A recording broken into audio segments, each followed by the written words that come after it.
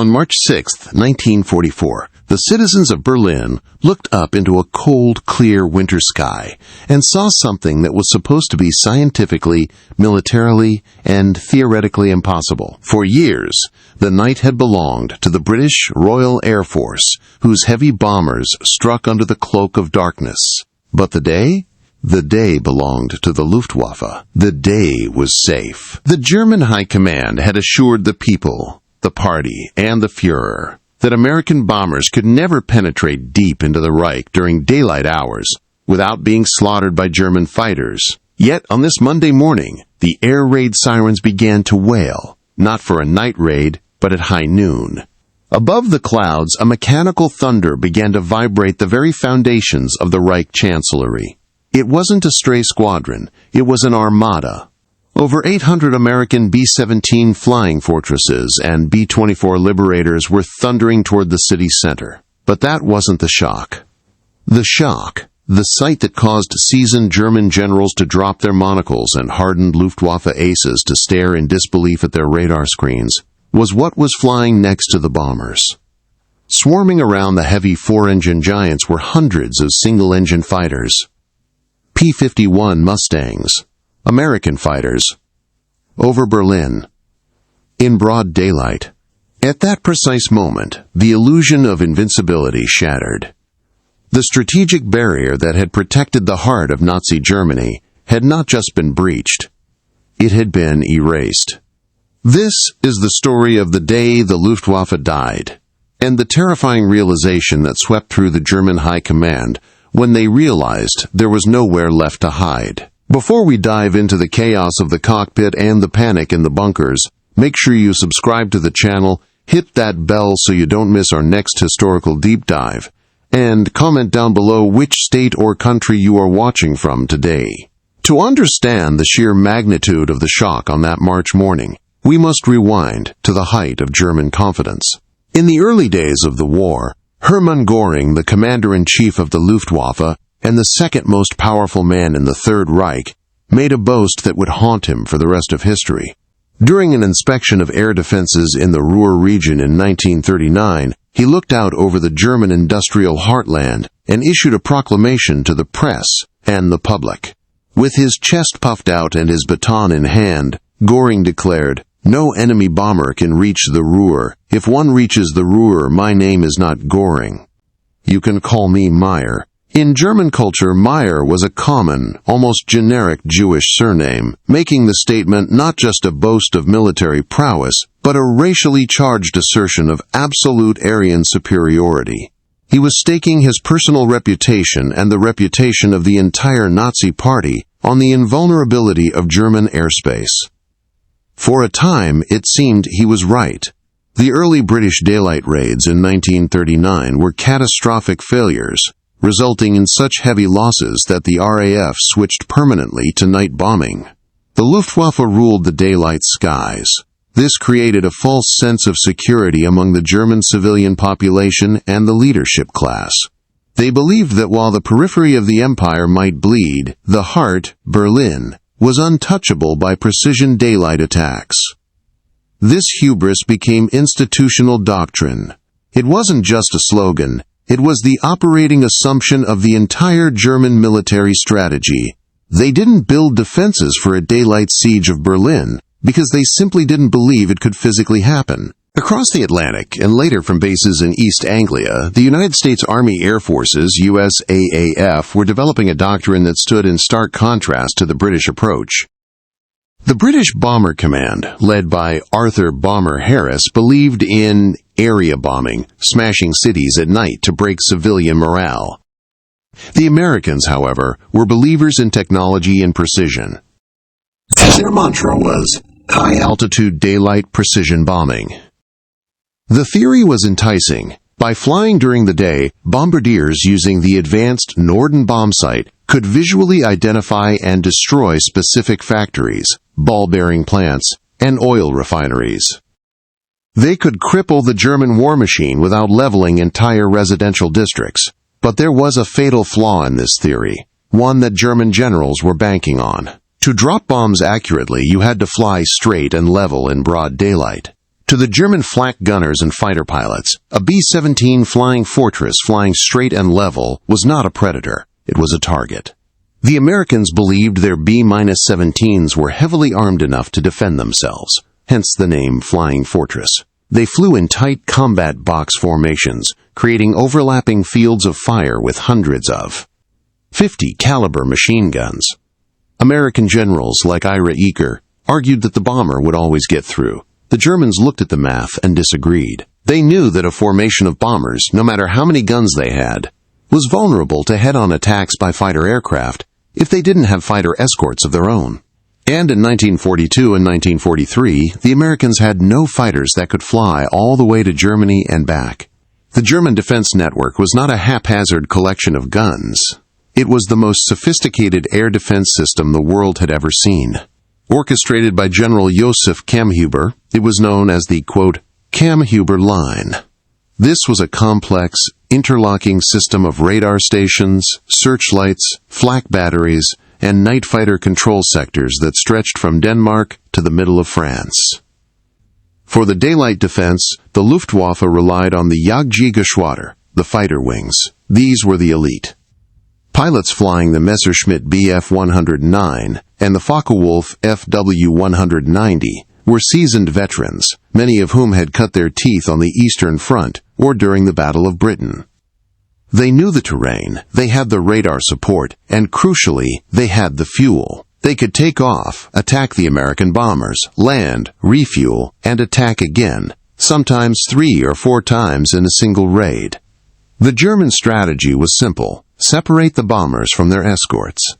In 1943, American P-47 Thunderbolts and Spitfires could only escort the bombers part of the way, usually just across the English Channel or to the French border. The moment the Allied fighters had to turn back due to low fuel, the German pilots would pounce. They called this the happy time. German generals would watch the radar tracks, waiting for that inevitable moment when the escort fighters turned for home, leaving the slow, heavy bombers naked in the sky. It was a slaughterhouse, and the Germans were the butchers. To understand why the reaction in March 1944 was so visceral, we have to look at the catastrophe that preceded it. In 1943, the Americans tried to push deep into Germany without long-range fighter escorts, and they paid a bloody price. The most infamous examples were the raids on Schweinfurt and Regensburg in August and October of 1943. During the second Schweinfurt raid, known as Black Thursday, the USAAF sent 291 B-17s to destroy ball-bearing factories. The German response was ferocious. Without fighter cover, the bombers were swarmed by over 300 Luftwaffe fighters. The Germans used air-to-air rockets to break up the formations, and then picked off the stragglers one by one. 60 bombers were shot down. Another 17 crashed on landing. Over 600 American airmen were lost in a single afternoon. When the reports reached Berlin, the mood among the German high command was euphoric. General Adolf Galland, the general of fighters, reported to Hitler that the American concept of unescorted daylight bombing had failed. The losses were unsustainable. No air force could sustain a 20% loss rate per mission. To the German generals, the logic held: the Americans could not reach Berlin.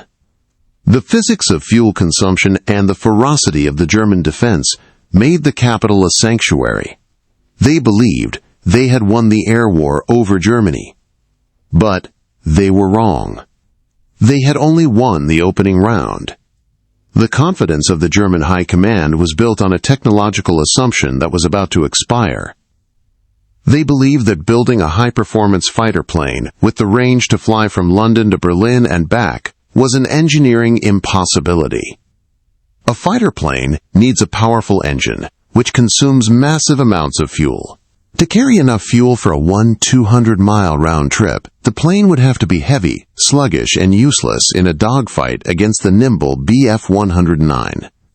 Hermann Göring himself had been told by his technical advisors that such a fighter could not be built. When intelligence reports began to trickle in suggesting the Americans were developing long-range tanks, Göring dismissed them as propaganda. He was surrounded by yes-men who fed him what he wanted to hear.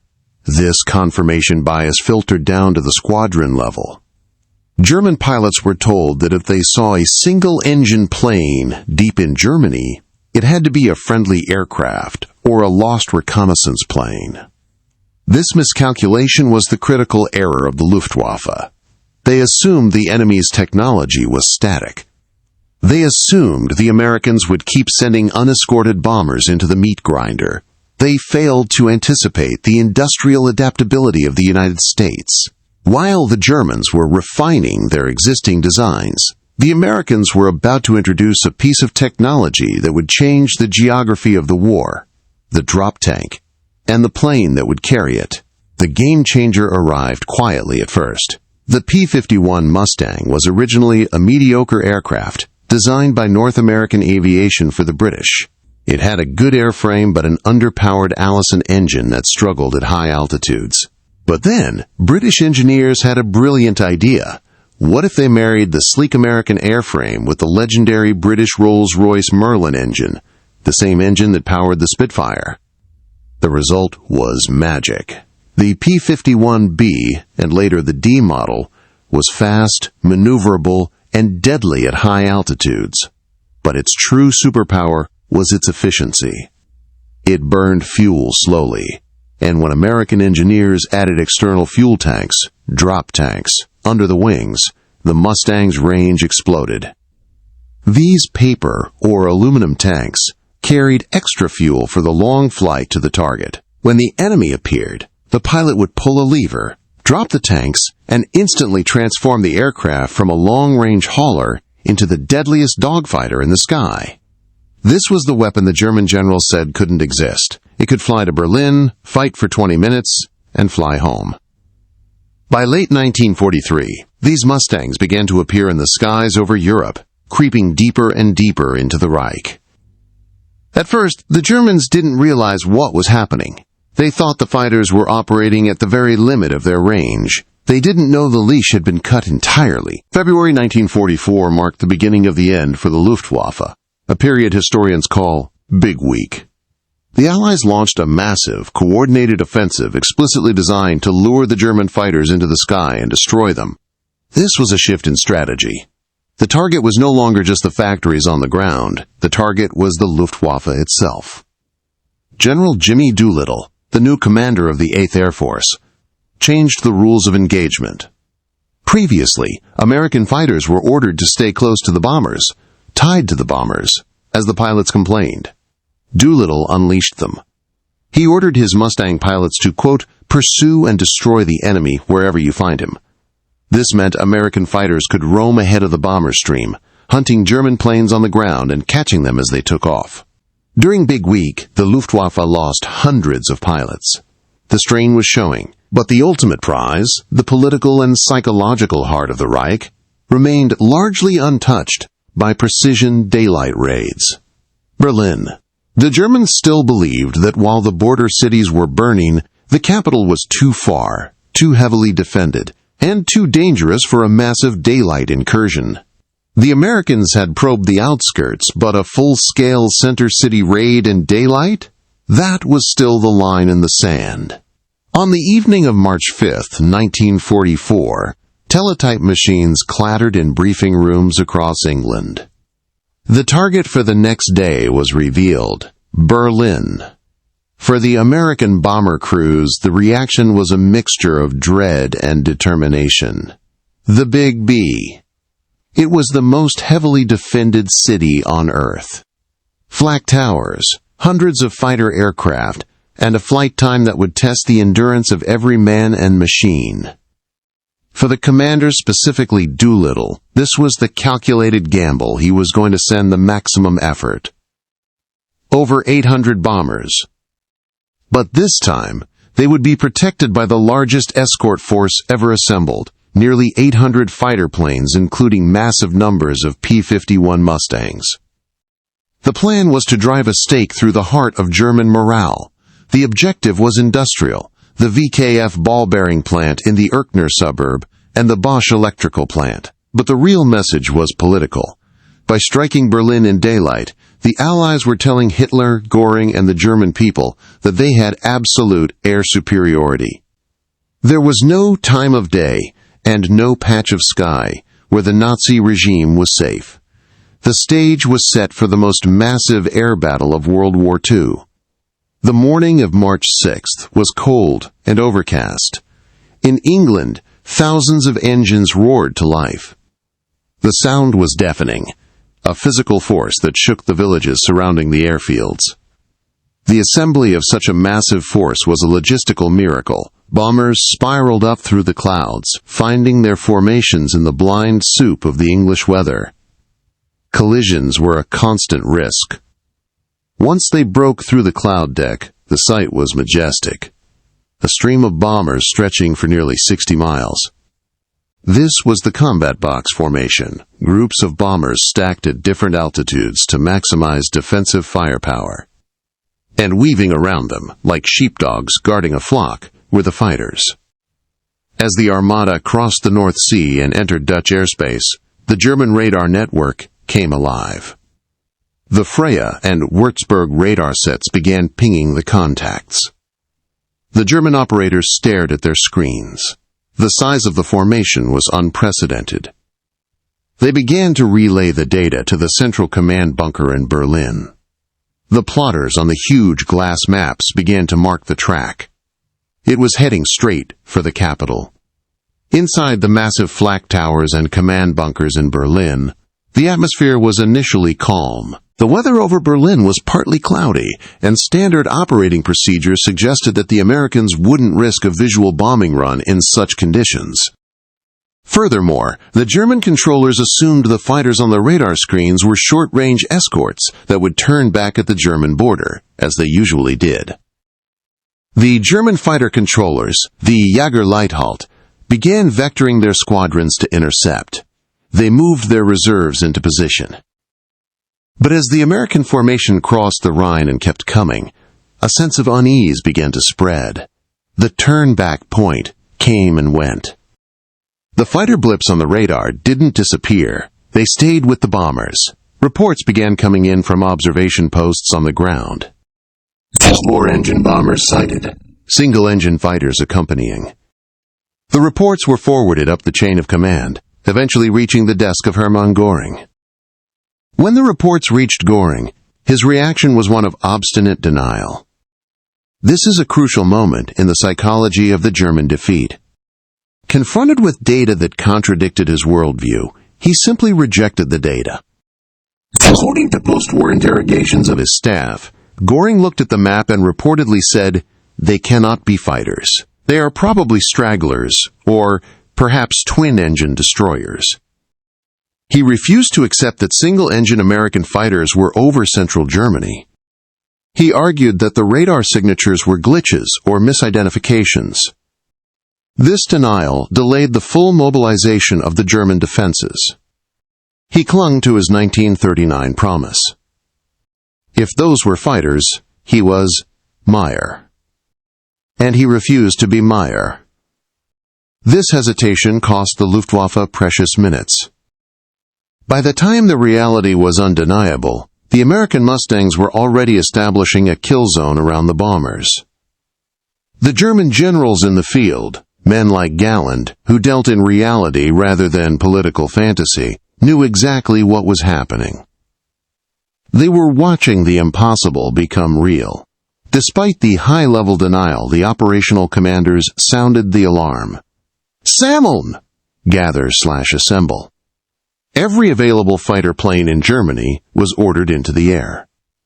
Bf-109s, FW-190s, heavy twin-engine Bf-110 destroyers, and even night fighters were thrown into the daylight battle. The Luftwaffe pilots knew this was going to be a bloodbath. The weather was treacherous, and the sheer number of American guns was terrifying. But they were defending their capital. Their families were down there. The motivation was absolute. As the German fighters climbed to altitude, they expected to find the bombers vulnerable. They planned to use their standard tactics, head-on passes to shatter the cockpit glass of the B-17s, or rocket attacks from the rear. They were looking for the gap, The moment the escorts turned home, they climbed through the clouds, weapons charged, expecting a turkey shoot. Instead, they flew into a buzzsaw. The first contact happened well outside Berlin. The German fighters, rising to meet the stream, were bounced by American Mustangs diving from high altitude. The P-51 pilots, aggressive and free to hunt, tore into the German formations before they could even organize an attack on the bombers. The radio waves filled with shouting. Achtung! Indianer! Attention! Indians, the German code for enemy fighters. But the location reports were confusing. Indians over Magdeburg. Indians over Brandenburg. Indians over Potsdam. For the German pilots, the shock was visceral. They would line up on a bomber, only to see silver flashes diving on their tails. The realization hit them in the cockpit. They are here. The escorts are here. The tactical advantage of the Luftwaffe, fighting over home turf against unprotected bombers, evaporated instantly. The hunter had become the hunted. Down in Berlin, the air raid sirens began to howl. It was lunchtime. Berliners were used to going to the shelters at night, with sleep in their eyes and coats thrown over pajamas. But this was the middle of the working day. Trams stopped in the streets. Shopkeepers locked their doors. School children were hurried into basements. Unlike a night raid, where the terror is auditory, the whistle of bombs and the crump of explosions in the dark, a daylight raid offered a terrifying visual spectacle. Civilians who looked up saw contrails weaving chaotic patterns in the sky. They saw glittering specks, aluminum reflecting the sun, falling like confetti. These were not bombs yet. They were pieces of airplanes. Aluminum sheets, burning engines and bodies. The battle was visible to the naked eye. 1 million Berliners held their breath. The propaganda had told them this was impossible. Goebbels had told them the fortress of Europe was impenetrable. But as the deep, rhythmic thrum of thousands of radial engines grew louder, shaking the coffee in their cups, every person in Berlin knew that the propaganda had been a lie. The Americans had arrived. At 12:30 p.m., high above the cloud layer, the lead bombardiers in the American formation hunched over their Norden bomb sites. The initial point, the imaginary spot in the sky where the bombers lined up for their final approach, had been crossed. The doors of the bomb bays groaned open, exposing the belly of the aircraft to the freezing slipstream. For the German defenders, this was the moment of ultimate frustration. Despite the flak, despite the fighters, the combat boxes of the Americans held their shape with disciplined rigidity. They weren't maneuvering. They were driving a truck through the sky. Inside the command bunkers, generals watched the plots merge over the city center. They knew what was coming. Then, the release. Thousands of tons of high explosives and incendiaries tumbled from the bellies of the metal giants. From the ground, it looked like a seeding. The physics of the drop meant the bombs traveled forward with the momentum of the planes before gravity took hold, arching down toward the Erkner bearing plant in the city center. The German generals had promised a shield. The Americans were delivering a hammer. The last line of defense for Berlin was the flak towers, massive, concrete castles that rose like medieval fortresses above the city parks. The Zoo Flak Tower, Flakturm Tiergarten, was the most famous. On its roof, the twin-barreled 128mm Zwilling anti-aircraft guns roared, sending shells upward at a terrifying rate of fire. The noise inside the tower was earth-shattering. The crews worked like machines, loading heavy shells, sweat pouring down their faces despite the cold. These were the most powerful anti-aircraft guns in the world, capable of tearing a B-17 apart with a single hit. And they did. General Otto Deslock, commanding the Flak Corps, watched as his guns filled the sky with black puffs of exploding shrapnel. He saw bombers stagger, wings shear off, and fuselages erupt in flames. But for every bomber that fell, 10 more flew through the smoke. The sheer volume of the American force overwhelmed the capacity of the guns. The German generals realized that flak alone, no matter how heavy, could not stop a dedicated daylight offensive. It was a shield of paper against a storm of steel. The sky over Berlin became a graveyard. March 6, 1944, would see the highest losses of any single mission flown by the 8th Air Force. 69 American bombers were shot down. To the German observers on the ground, it initially looked like a victory.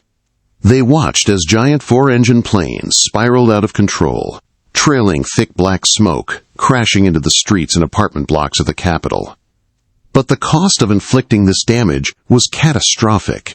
German fighter pilots were dying at an alarming rate. As the wreckage rained down, parachutes from both sides drifting over the Unter den Linden, the illusion of control vanished. Field Marshal Erhard Milch, responsible for aircraft production, received reports that terrified him. It wasn't just the bombers falling. It was the German fighters falling in flames alongside them. The exchange ratio was unsustainable. The Americans could replace the planes and the crews. Germany, bleeding out on the Eastern Front, could not.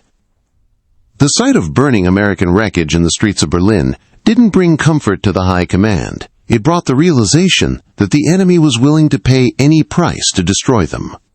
In the signals intelligence bunkers of the Luftwaffe, the mood was apocalyptic. German radio operators, listening to the chatter of their own pilots, heard the sound of panic. The disciplined vectoring of the early war was gone, replaced by screams of warning.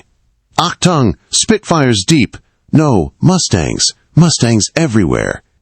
The generals listening to these intercepts heard the dissolution of their fighter force in real time. They heard veteran aces calling for help that couldn't come. They heard the confusion as German formations were broken up before they could even fire a shot.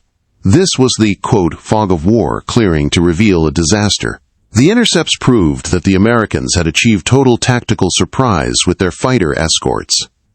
The German command and control system, designed for a slower, more predictable war, was collapsing under the speed and aggression of the P-51s. The generals didn't need to see the sky to know the battle was lost. They just had to listen to the radio. Adolf Galland, the general of the fighter arm, was a man of harsh truths. He had flown earlier in the war, and he respected the RAF and USAAF as professionals. When the reports from March 6th came in, specifically confirming the presence of Mustangs over the capital, Galland knew the strategic game was over. It was around this time that Galland famously remarked to his staff, "The day I saw American fighters over Berlin, I knew the war was lost." While historians debate the exact date he said this, the sentiment crystallized on March 6th. It wasn't just about bombs falling. It was about air superiority.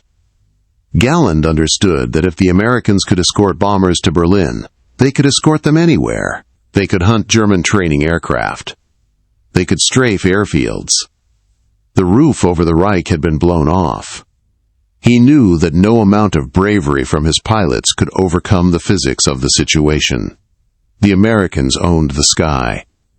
Joseph Goebbels, the Nazi propaganda minister and the Gauleiter, district leader of Berlin, had to manage the fallout.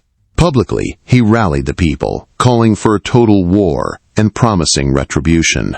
But privately, his diary entries from this period reveal a man staring into the abyss. He wrote about the devastating impression that daylight raids made on the Berlin population. He noted that the people were shaken not just by the destruction, but by the audacity of the enemy.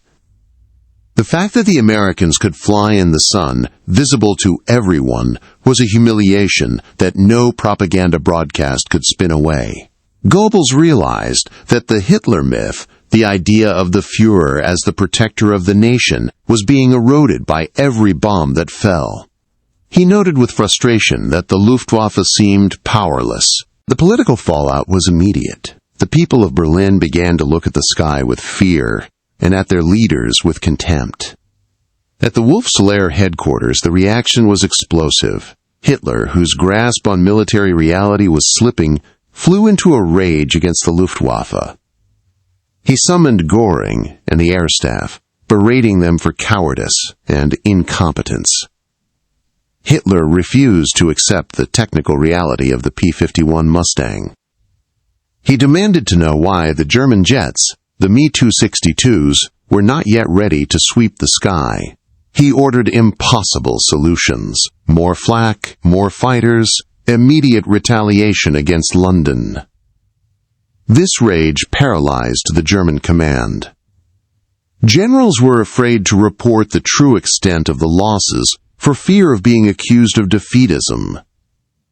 Instead of adapting to the new reality, the German leadership turned on itself. Hitler stripped Göring of much of his influence, but the damage was done. The trust between the dictator and his air force was broken forever. Albert Speer, the Minister of Armaments, looked at the raid through a cold, industrial lens. While the immediate damage to the VKF ball-bearing plant was significant, Speer was more concerned with the interruption of the supply chain. He reported to Hitler that the constant air raid alarms were paralyzing production. It wasn't just the bombs. It was the time lost when workers had to run to shelters. The daylight raids meant that production stopped during the day, and the RAF raids meant it stopped at night. The German worker was exhausted. Speer realized that the big week in the Berlin raids were attrition battles. The Americans were forcing the Luftwaffe to fight, burning up fuel and pilots that Germany couldn't replace, while simultaneously smashing the transport network needed to move raw materials. Speer knew the industrial war was being lost, not in a single blow, but by 1,000 cuts.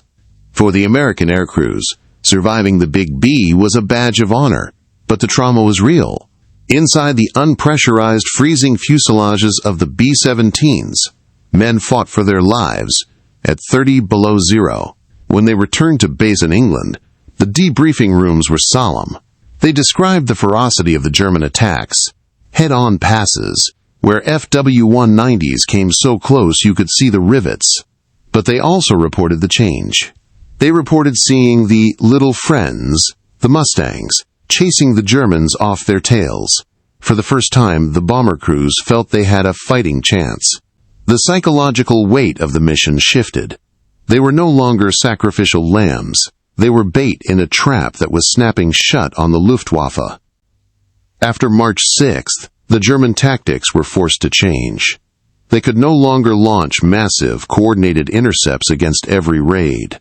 The losses in pilots were too high. The Luftwaffe began to conserve its strength, only attacking when conditions were perfect. This was a fatal concession. By refusing to fight every day, they ceded air superiority to the Allies. The American fighters began to roam freely over Germany, strafing trains, trucks, and airfields. The German generals, once the masters of the Blitzkrieg, were now reduced to a guerrilla war in their own skies. They had to hide their planes in forests and fly off autobahns.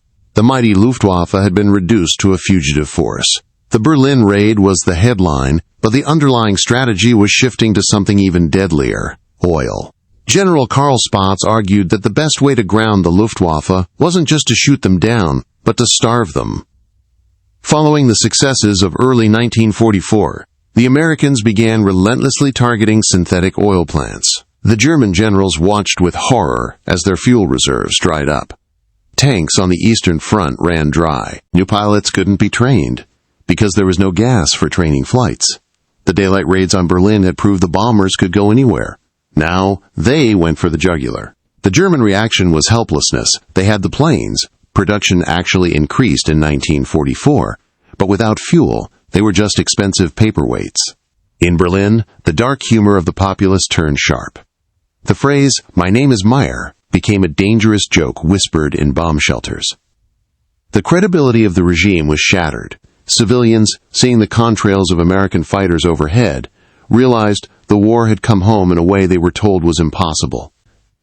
The Nazi Party tried to maintain control with terror, executing, quote, defeatists, but they couldn't execute the sky. The psychological wall had been breached. The average German soldier and civilian began to realize that if the enemy could fly over the capital in daylight with impunity, the eventual invasion of Europe and the defeat of Germany was only a matter of time.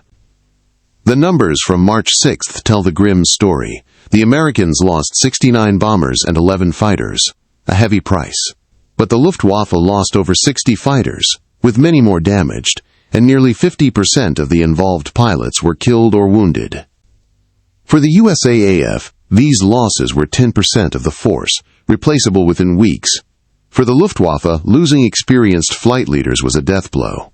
The Experten, the aces with hundreds of kills, were dying out, replaced by teenagers with barely any flight hours. The German generals looked at the spreadsheets and saw the end. They were trading pawns for queens, and they were running out of pieces. The Battle of Berlin on March 6, 1944, was the turning point of the air war. It paved the way for D-Day. By drawing the Luftwaffe into a war of attrition 3 months before the invasion of Normandy, the Allies broke the back of the German fighter force. When the Allied ships hit the beaches on June 6, 1944, the Luftwaffe was nowhere to be seen. The big friends and little friends had done their job over the skies of Berlin. They had cleared the board. In the end, the raid on March 6th was not about the tonnage of bombs dropped, but about the message delivered. It was the day the impossible happened. It was the day the boast of a Reichsmarschall collided with the industrial might of the United States. When the sun set on Berlin that evening, the fires were still burning. The smoke drifted over a city that knew in its heart that the end had begun. The German generals, staring at their maps, knew that the roof was gone, the shield was broken, and the storm was only just beginning. If you enjoyed this deep dive into the pivotal moments of World War II, please hit that like button. It really helps the channel. Make sure you're subscribed so you don't miss our next video on the secret weapons of the Rhine.